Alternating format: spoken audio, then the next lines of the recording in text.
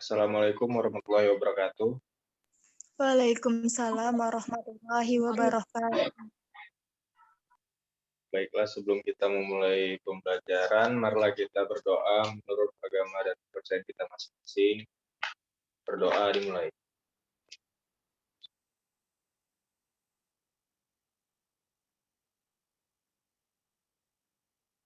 Berdoa selesai. Sebelumnya saya akan absen terlebih dahulu. Winda hadir. Hadir, Pak.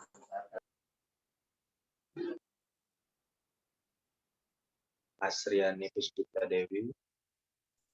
Hadir, Pak. Jini Indar. Hadir, Pak. Yang lainnya belum masuk ya? Baik, langsung saja kita mulai. Saya mulai. Materi hari ini adalah materi peluang.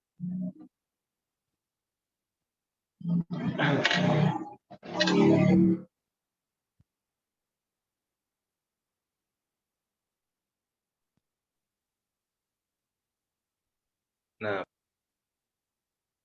pernah bermain permainan ular tangga? Nah, sebelum kamu punya kesempatan melangkah, dalam permainan itu kita harus melemparkan dadu. Nah, saat melempar, kemungkinan mata dadu yang muncul itu ada angka dadu 1, angka dadu 2, 3, 4, sampai 6. Nah, pelemparan dadu seperti ini merupakan contoh dari percobaan yang merupakan salah satu materi peluang dalam matematika. Kemunculan mata dadu 1, 2, 3, 4, 5, dan 6. Jika dihimpun, maka diperoleh himpunan 1, 2, 3, 4, 5, dan 6. Himpunan disebut juga dengan ruang sampel. Dalam peluang itu, himpunan merupakan ruang sampelnya. Nah, sebenarnya ada lagi yang disebut sebagai titik sampel. Sampel itu nanti akan saya jelaskan. Hubungan antara percobaan, ruang sampel, dan titik sampel tersebut akan saya bahas satu persatu.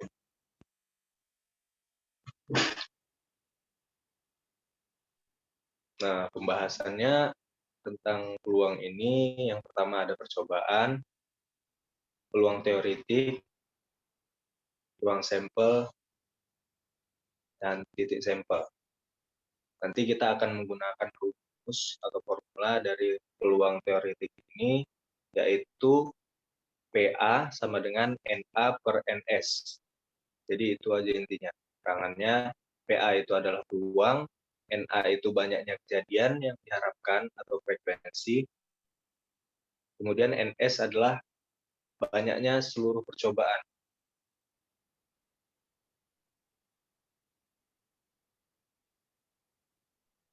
Sebelum mengenal lebih jauh, tentunya kita harus tahu apa pengertian dari bahasan yang saya sebutkan tadi. Nah, pengertian dari percobaan adalah suatu kegiatan yang dapat memberikan beberapa kemungkinan.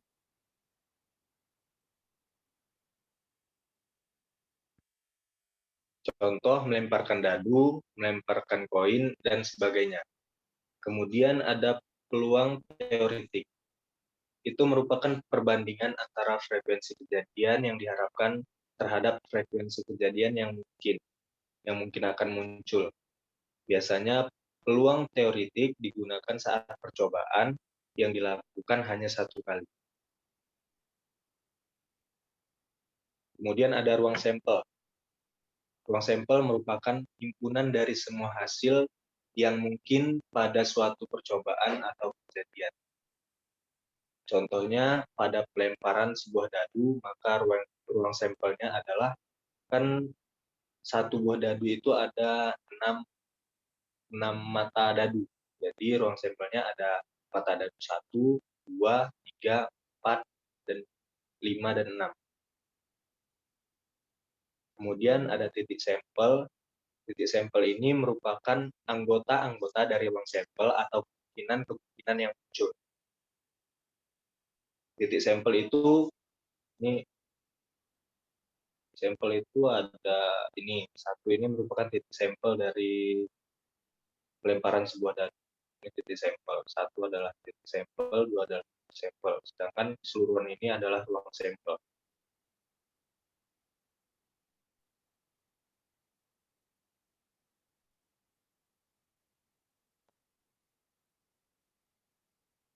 Contoh pada titik sampel itu yang saya sebutkan tadi 1, 2, 3, 4, 5, dan 6. Nah, kemudian menyusun anggota ruang sampel. Itu ada beberapa cara. Yang pertama, menyusun anggota ruang sampel dengan cara mendaftar, kemudian dengan cara diagram pohon, lalu menyusun anggota ruang sampel dengan tabel. Yang pertama, dengan mendaftar. Menyusun anggota ruang sampel dengan mendaftar. Nah, pada gambar, jika kita melemparkan dua buah koin sekaligus, maka akan ada yang menjadi koin pertama dan koin kedua. Nah, misalkan koin pertama muncul angka A, kita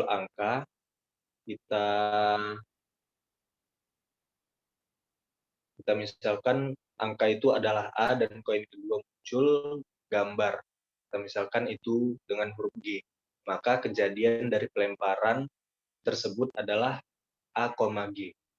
Semua hasil yang mungkin terjadi dari percobaan tersebut adalah AG, angka gambar, gambar angka, dan gambar-gambar. Dengan demikian, kita peroleh ruang sampelnya itu ada AG, GA, AA, dan GG.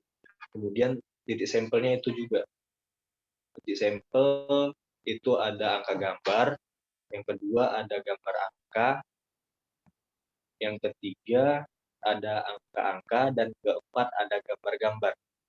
Kemudian kejadian yang muncul itu ada angka gambar, gambar angka-angka, atau gambar-gambar.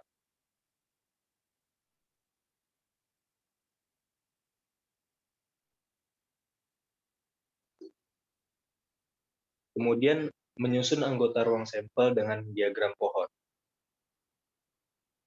Jika kita melemparkan sebuah koin dan sebuah dadu berisi 6, maka kemungkinan kejadiannya adalah munculnya angka, kita misalkan dengan A, dan gambar, kita misalkan dengan Y, pada koin dan salah satu mata dadu pada dadu.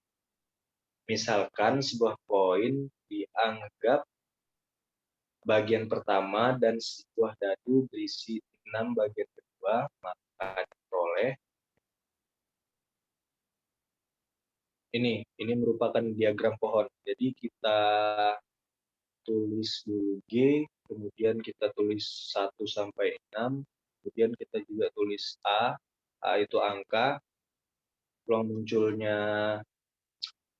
dari dua sisi uang logam itu adalah angka atau gambar. Jadi kita buat diagram pohon seperti ini, maka didapat gambar, 6, gambar, 5, gambar, 4, gambar, 3, gambar, 2, gambar, 1. Itu juga dengan angka, 1 sampai angka, 6.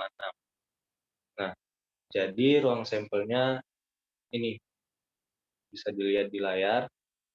Ini ruang sampelnya. Nah, banyaknya anggota ruang sampel ini kita misalkan dengan NS, yaitu 12. Banyak 12 anggota ruang sampel. Kemudian menyusun anggota ruang sampel dengan tabel.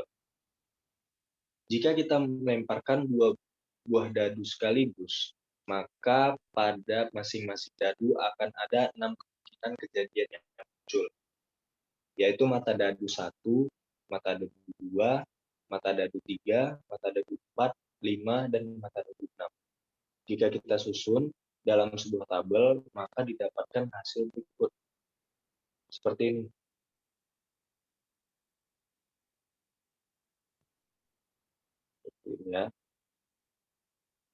kita susun di tabel. Dadu 1 itu ada angka 1, 2, 3, 4, 5, 6. Dadu 2 juga ada 6 mata dadu.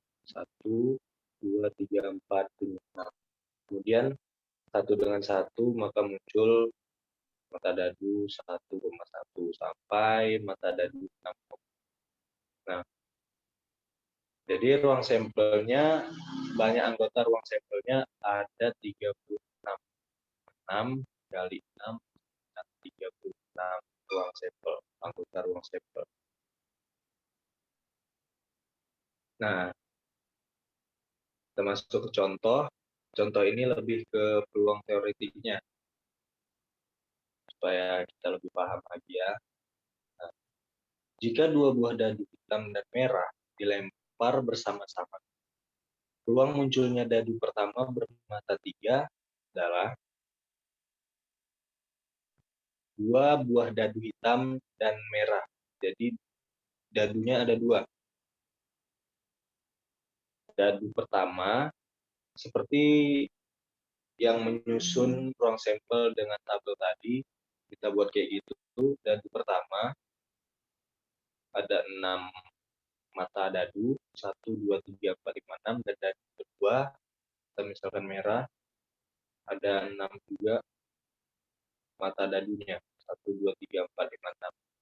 Nah, ini adalah kita udah dapat nih ruang sampelnya. Kita dapat ruang sampelnya dan anggota ruang sampelnya itu ada 36. Nah, kejadian muncul mata dadu pertama bermata 3, itu yang ditanya. Kejadian munculnya itu ada, ini dia, mata dadu pertama bermata 3 itu ada 31, 32, 33, 34, 35, dan 36. Nah, itu adalah kejadian muncul mata dadu pertama bermata 3. Yang ditanya adalah peluangnya. Sesuai dengan yang saya jelaskan tadi, kita menggunakan rumus peluang teoritik. Maka munculnya mata dadu pertama bermata 3 adalah kita gunakan rumus PA sama dengan NA per NS. Ya. Jadi NA-nya itu ada 6. Ya kan? NA-nya ada 6 dan NS-nya banyaknya ruang sampelnya ada 36. Jadi peluangnya itu adalah 1/6. Oke? Jelas? Jelas, Pak.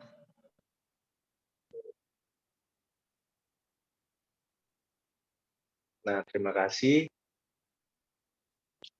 Untuk tugas udah saya buat di e-learning, nanti kalian kerjakan di soal dan kalian input di e-learning masing-masing. Mungkin deadline-nya 2 hari lagi ya. Jadi baik, cukup sekian dari Bapak. Terima kasih. Wabillahi taufiq wal hidayah. Assalamualaikum warahmatullahi wabarakatuh. Waalaikumsalam warahmatullahi wabarakatuh.